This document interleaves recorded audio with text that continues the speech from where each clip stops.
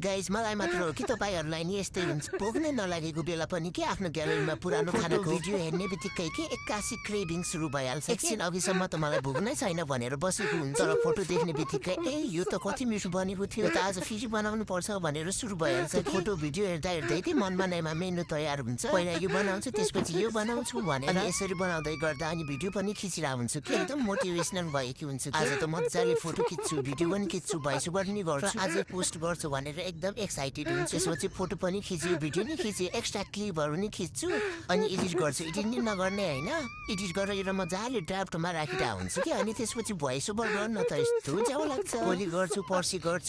गर्छु भन्दा भन्दै यस्तै गरी दिन बित्छ त्यो भिडियो ड्राफ्टमै हुन्छ फोटो भिडियोले गर्दा के कति स्पेस खाएको हुन्छ अनि काहीँ घुम्न गएको बेलामा स्पेसै हुँदैन स्टोरेज फुल भने आउँछ त्यसपछि त कतिपय भिडियोहरु त डिलिट गरिन्छन् हैन कतिपय त डिलिट गरिसके अब त एक्टिभ हुने सोचिरहेको छु हेर म यो पनि कति दिनसम्मको लागि थाहा छैन